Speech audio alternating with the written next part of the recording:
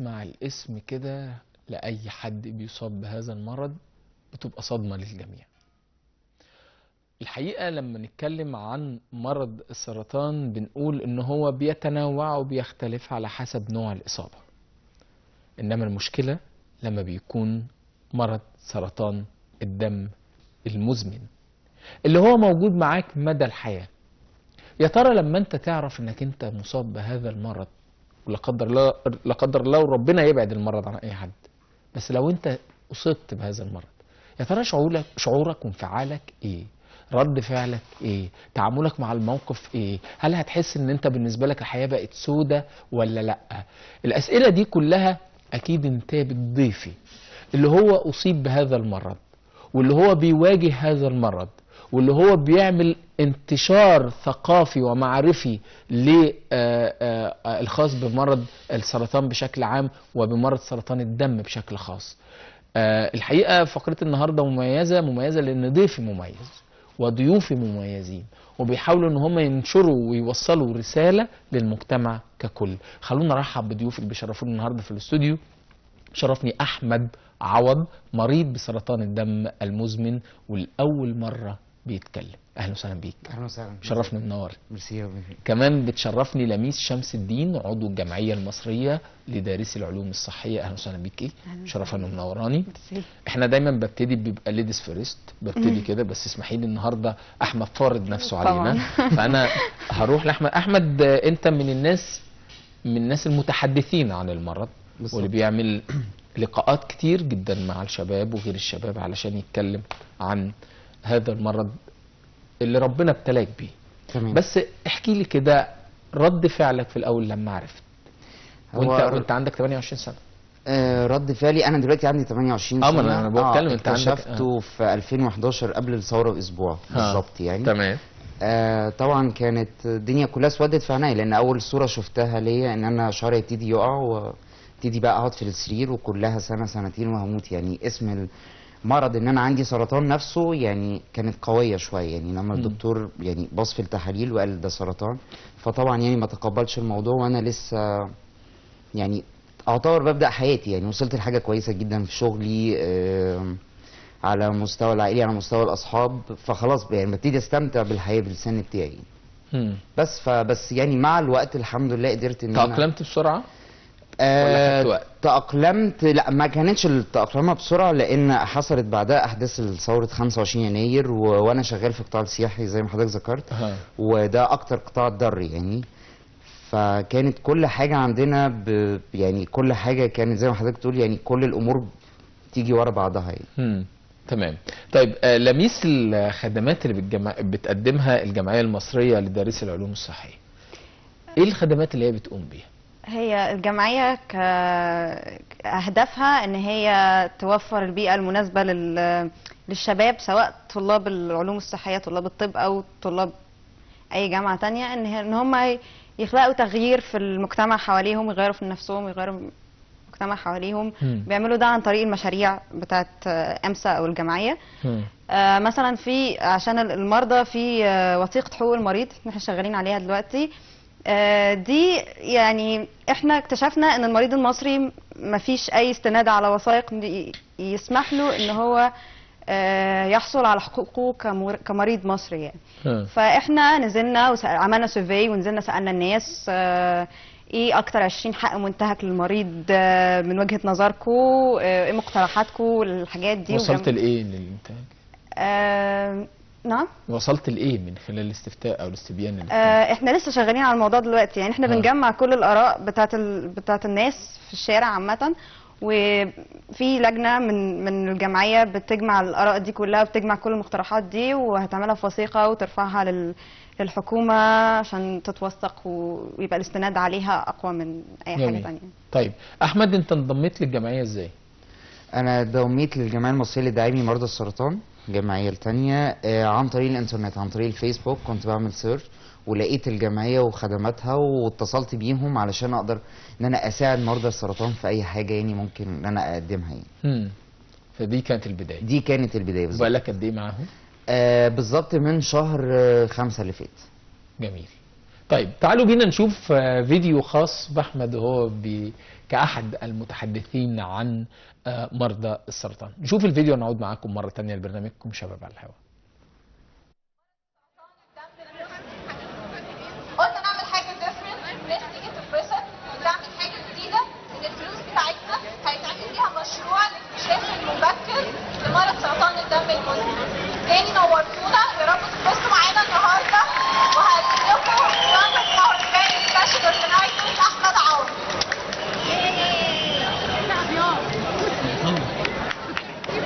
مساء الخير.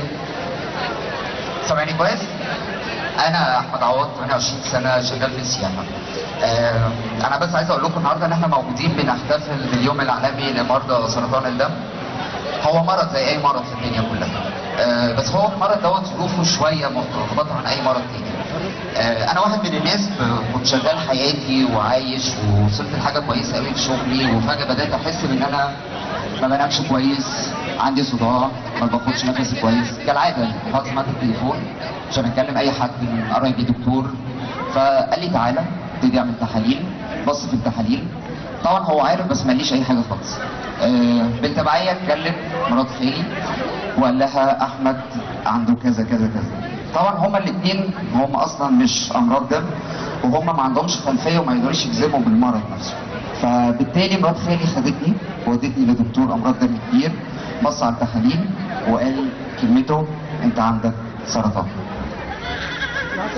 طبعا الدنيا كلها اسودت في عينيا، ما قدرتش شايف ايه اللي انا ممكن اعمله. كل اللي انا شفته ان شعري هيبتدي يقع، هبتدي انام على السرير، هسيب شغلي، كلها سنه بالكتير وهموت. كانت مشكلتي الاساسيه ان انا مش عايز امي اصلا هي اللي تعرف الموضوع، لان امي عانت كتير في حياتها، ويعني خسرت اخوها واختها وابنها اخويا الصغير في وقت واحد. فدي هتبقى صدمه كبيره عليها، وكان اكتر حاجه ممكن تضايقني ان هي ممكن تبقى متضايقه او شايله هم ان ابنها مريض سرطان في البيت. المهم بدات رحله العلاج، واكتر حد صراحه وقف جنبي هي كانت مرات خالي اللي انا عايز اشكرها جدا، لان هي اللي كانت بتفكر بدالي هاخد الدواء ازاي، هتعالج ازاي، هصرف الدواء ازاي، مصاريفه، علاج على نفقه الدوله. بدات رحله العلاج بتاعتي، وبدات كل حاجه في حياتي اتغيرت. بدا مجهودي مش زي الاول، بدات اتعب كتير، بدات اعمل حاجات كتيره في حياتي ما كنتش بعملها. جيت في يوم قررت ان انا لا يمكن هاخد الدواء ده تاني، وقلت انا اعيش حياتي زي ما هي. بس في نفس الوقت انا تعبت لسبب بسيط جدا، لان انا ما كنتش باخد الدواء اللي هيساعدني ان انا اخف، بس اللي ساعدني ان انا اخف ان انا ارجع تاني للدواء. في ناس كتير من حياتي اختفوا اول ما عرفوا ان انا عندي سرطان، وخسرت ناس من شغلي، وخسرت شغلي بسبب الموضوع ده. بس في نفس الوقت في ناس وقفت جنبي، زي مرات خالي، زي مصطفى صاحبي اللي هو وقف جنبي طول رحله علاجي او قبل كده. لغايه دلوقتي انا مريض سرطان دم وواقف قدامكم. الرساله اللي احنا كلنا عايزين نوصلها لكل الناس ان مرض سرطان الدم هو مرض زي اي مرض، كلمه زي اي كلمه. اهم حاجه هنعرف نستغلها ازاي، هنتغلب عليها ازاي، هنغلب مرضنا ازاي عشان نعيش حياتنا، وكل حاجه في الدنيا نقدر نعيشها صح. انا بشكركم جدا كلكم النهارده ان انتوا جيتوا. انت طرحت كام سؤال كده؟ هنعرف نستغلها ازاي؟ هنعرف نتغلب عليها ازاي؟ هنعرف نتغلب عليها ازاي؟ يعني السؤال اللي انت طرحته هنتغلب عليه ازاي؟ هتغلب على المرض ازاي؟ ما ده السؤال، الاسئله اللي انت طرحتها دلوقتي. اي مرض في الدنيا لازم اي انسان لازم يتعامل معاه بشكل في اشكال معينه. الشكل الاولاني هو السبورت بتاع الناس اللي حواليه كلها، دعم الناس اللي حواليه. تاني حاجه هو مدى قابليته لاي حاجه ممكن في انت حياته. تقصد انهي ناس بالظبط؟ الناس اللي هم حواليك ساعه اصابه المرض؟ ناسه في الشغل، زمايله في العمل، تمام، الناس دي كلها.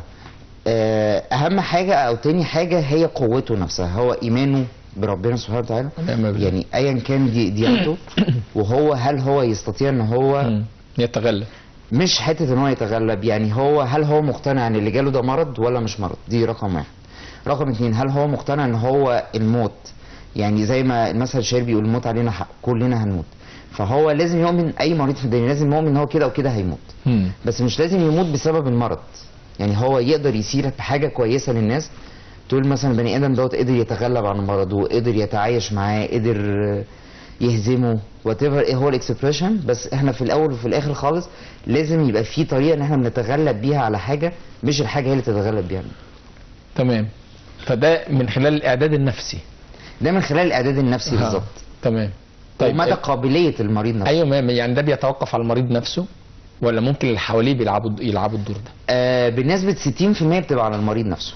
60% من المريض بتبقى على المريض نفسه، لان هو لو تقبل كل اللي حواليه ان هم ينصحوه دوت بيساعده. لو ما تقبلش الناس اللي حواليه، وبنسبه كبيره برضو الناس اللي حواليه هي اللي بتساعده.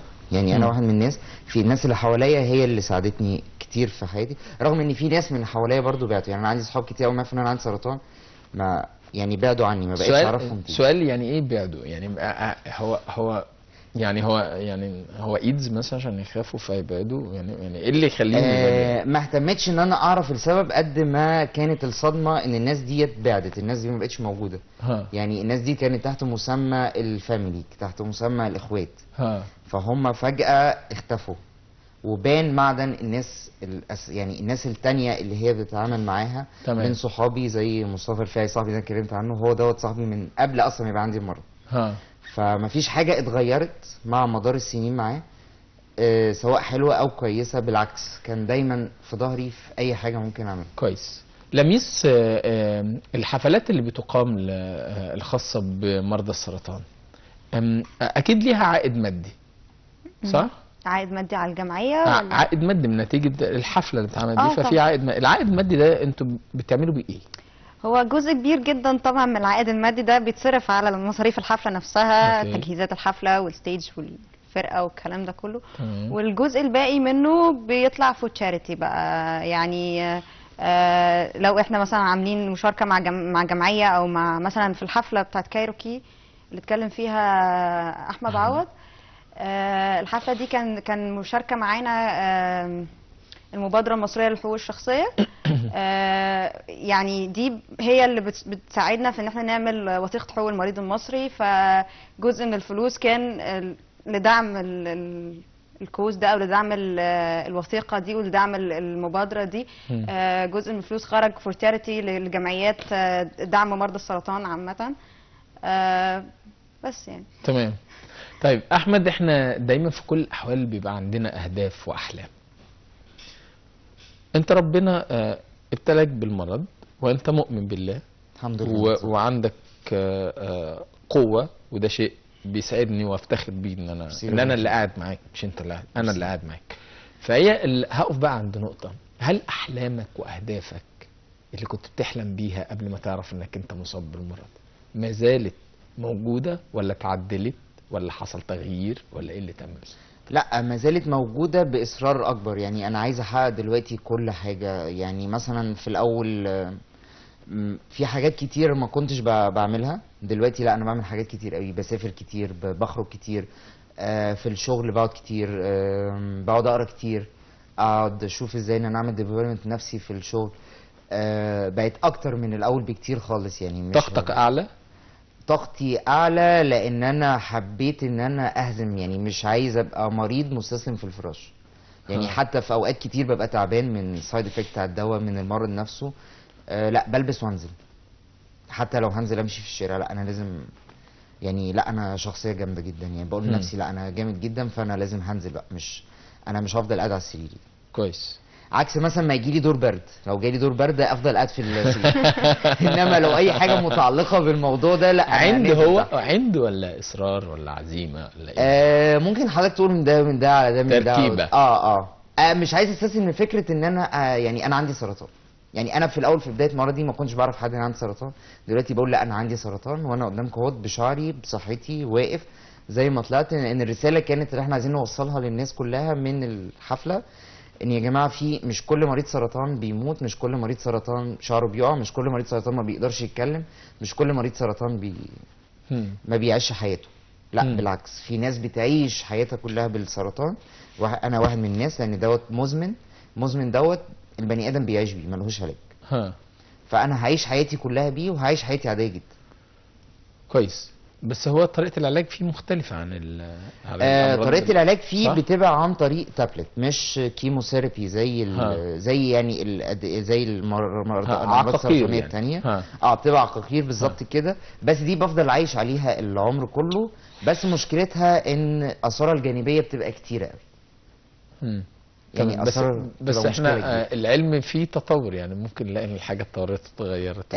في تطور، يعني في مثلا عمليه زي عمليه زرع النخاع ديت ممكن بتتعمل. لو انا ليا اخ شقيق، بس انا اخويا شقيق توفى الله يرحمه يعني. الله يرحمه. ما هو باين في وانت بتتكلم اصغر منك. اصغر مني ب3 سنين بالظبط كده. هو مات وهو كبير كمان، يعني مش مات وهو صغير. الله يرحمه الله يرحمه.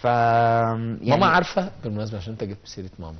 ماما عرفت بعدين بقى، بعد ما يعني انا جت عليا فتره بعد ما الناس بقت تعني بقى وكده.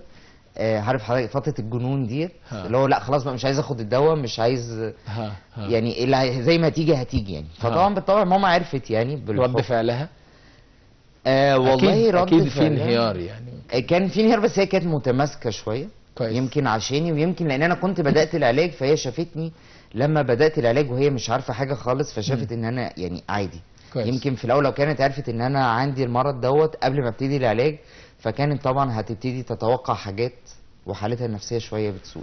طيب لميس، يمكن انت تطرقت اثناء كلامك عن نشاطات الجمعيه والاهداف الخاصه بيها، وتطرقت كمان للوثيقه اللي تمت. عايز اعرف الوثيقه دي بنودها ايه بالظبط، وهتعملوا ايه من خلالها؟ هي زي ما انا قلت لحضرتك، احنا بنعرف الناس عايزه ايه. ده من الاستبيان. بس انت بتخرجي هي دي البنود اللي بتتكتب في الوثيقه. يعني الوثيقه قائمه على مسانده الناس، على اراء الناس، اللي بتحدد تمام تمام. بس واحنا بس هي كده لسه في طريقها للظهور. لسه هو مشروع، يعني هو مشروع من المشاريع اللي بتعملها الجمعيه. كويس. حاجه لسه بروسس يعني. كويس. طيب التعاون، هل في تعاون ما بين الجمعيه والجمعيات الاخرى ليها نفس النشاط ولا لا؟ هو يعني وثيقة حقوق المريض دي بالمشاركة مع المبادرة المصرية للحقوق الشخصية اللي انا ذكرتها من قبل كده، وهي بتساعدنا يعني هي متعاونة معانا جدا في موضوع الوثيقة دي، وهتساعدنا في ان احنا نوصلها للحكومة ونوثقها وكده يعني. وكمان الجمعية في جزء كبير جدا من اعضاء الجمعية طلاب الطب ودكاترة، فهم كمان يعني هم لايسنس ان هم يعملوا حاجه زي كده، ان هم يقدروا يشوفوا ايه اكتر حاجه مناسبه وايه اكتر حاجه المريض فعلا محتاجها بعد ما يشوفوا اراء الناس. طبعا دوركم وخدماتكم وانشطتكم تجاه المرضى نفسهم، يعني عايز اعرف تعملوا ايه مع مرضى السرطان؟ احنا ما عندناش نشاطات مباشره للمريض، يعني كلها بتبقى حاجه زي وثيقه حقوق المريض دي بتبقى للمرضى عامه. كلها معظم النشاطات عندنا توعيه، يعني مثلا في بروجكت اسمه دينر ان ذا دارك او عشاء في الظلام، ده للتوعيه عن قدرات المكفوفين مثلا. ده عباره عن عشاء بيتعمل في مكان مغلق ضلمه 100%، بنعزم فيه مشاهير. بيميز العشاء ده انه المشاهير دي قاعده بتعيش تجربه، يعني واحد مبصر قاعد بياكل في الضلمه، واحد مش شايف هو بياكل ايه، فبيعيش تقريبا جزء من نشاط يومي لواحد كفيف، وبيبقى قاعد معاه على الترابيزه مكفوفين، اطفال مكفوفين بياكلوا معاه، اللي بيقدم له الاكل بيبقى حد كفيف، وهو بيعيش يومه زيه زي واحد كفيف. ودينر ان ذا دارك ده يعني هو يعتبر من اكتر المشاريع اللي بتعملها امسا الفريده من نوعها والمؤثره، اتعمل قبل كده اتعمل مرتين قبل كده، وحضروا فنانين زي يسرا واحمد عز وسيمون، وبيخرجوا بعد كده بيبقى في مؤتمر صحفي بيحكوا عن تجربتهم وعن مدى التوعيه اللي وصلوا له من حاجه زي كده. هي الفكره تحفه عامه. ما هي بتبقى يعني حاجه جديده، حاجه مختلفه. طيب الشباب اللي تحب تتفاعل معاكم ازاي؟ بتقدم في الجمعيه عن طريق يعني مثلا انا لما جيت دخلت امسا عن طريق بروجكت من البروجكتس اللي بتعملها امسا عن طريق مشروع، فممكن هم يعرفوا المشروع ده، يتكلموا يخشوا المشروع ده كحد عايز يساعد في المشروع، وبعد كده يخش امسا، او ممكن يروح المقر يتعرف على اي حد من الدكاتره اللي بتشتغل في الجمعيه هل في موقع، هل في صفحه application. على الفيسبوك في يقدر صفحه على الشباب ان فيسبوك هم باسم الجمعيه، وفي لا موقع قولي اسم الصفحه اسم الصفحه امسا EMSA. هي دي. ايوه Egyptian Medical Students Association، الجمعيه المصريه لدارسي العلوم الصحيه. دي صفحتنا على الفيسبوك. وفي amsa.org.eg ده موقع موقع كويس. الجمعيه. طيب احمد، كلنا نفسنا نتجوز، اكيد كلنا نفسنا نتجوز. صح؟ صح. طب قول لي تفكيرك مع الجواز ماشي ازاي، ولا مش في دماغك، ولا انت؟ لا، هو هيبقى تفكيري مع الجواز شويه مختلف من قبل حتى موضوع يعني انت اساسا مختلف من البدايه. لا انا مختلف من البدايه، لان انا يمكن اسلوب حياتي شويه مختلف عن ناس كتير. ليه طقوس كده معينه، فاي واحده هتجوزها لازم تكون ماشيه مع نفس الطقوس. موديه يعني ولا ايه؟ مش موديه، بس يعني مثلا انا احب بقى البنت اللي تسهر تسمع ميوزك. يعني حياتنا بقى كلها تبقى يعني مش مثلا ارجع من الشغل تحكي لي على العماره حصل فيها ايه وحصل ايه في الشغل والكلام ده كله. لا انتظر، ده طبيعي ده. لا ده بقى ده ممكن اطلقها في ساعتها. طب يعني خليني احط معاك كده خيال، نتخيل سوا. تمام. انك رحت في واحده وفي ارتباط وهي موافقه، اوكي، والاهل رفضوا، انا في اللحظه دي لا همشي مع رأي الأهل طبعا، لأن أنا مش هقبل إن هي تعادي أهلها عشان خاطري أنا، يعني في أي حاجة، لأن أنا ممكن في أي يوم من الأيام أتغير. يعني ممكن أتغير. لا تمام. بلس كمان إن أنا عندي مشكلة شوية، أنا مش عارف لسه ظروفي مع الخلفة مع المرض بتبقى عاملة إزاي. لأن بس أنا أنت أكيد ذاكرت المرض. أنا ذاكرت المرض. هو أنا عندي مشكلة شوية برضو في موضوع الخلفة، ان انا ما اقدرش اخلف طبيعي زي اي حد. دوت من السايد افكت بتاع الدواء ده، رقم واحد. رقم اتنين، ان المرض دوت يعني المرض ده ما جاليش انا وراثي، ده خلل في كروموزومات معينه. المرض ده اصلا بيبقى وراثي. فانا عندي شويه ان انا اخوف لسبب، لان انا المفروض لما هتجوز، يعني ان احنا لما بنخلف دوت انت بتصنع بني ادم، انت بتشارك انت وواحده في صناعه بني ادم للمجتمع. تمام. فلازم اوفر له بيئه صحيه نمبر 1 ديت يقدر يعيش فيها، فانا مش هقدر ان انا اوفر له ديت، انا مش ضامنها 100%. كويس. طيب انت من خلال الامور دي كلها والخطط والقواعد والمبادئ اللي انت حاططها في حياتك، تمام، هتخليك في النهايه انت راسم خط معين او لاين معين او طريق معين هتمشي فيه. تمام. اهم بنود الطريق اللي انت هتمشي فيها عشان ربنا ان شاء الله يوفقك في حياتك.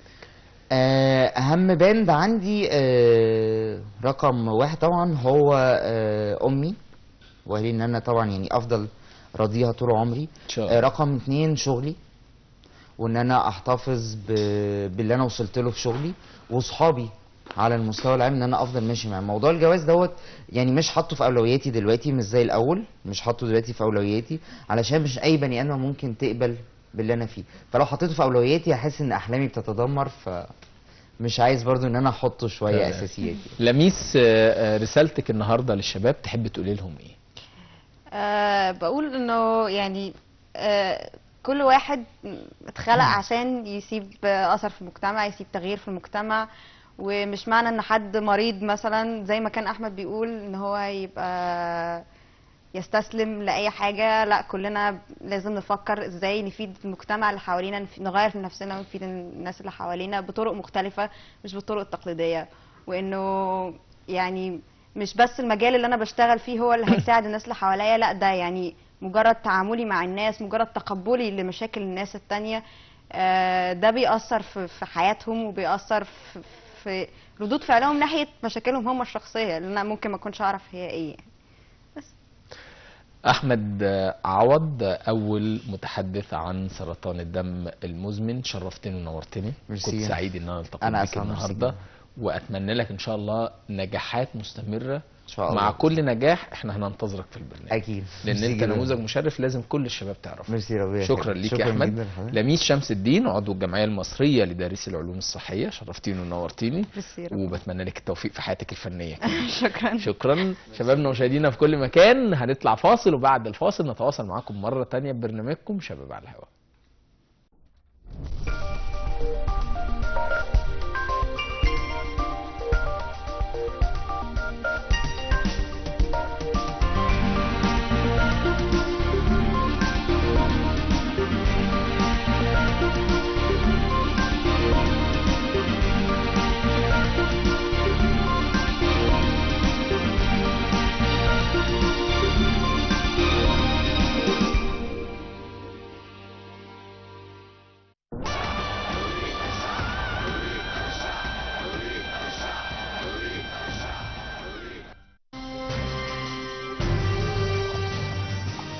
بالعلم والمعرفة بنحقق كل اللي عايزينه.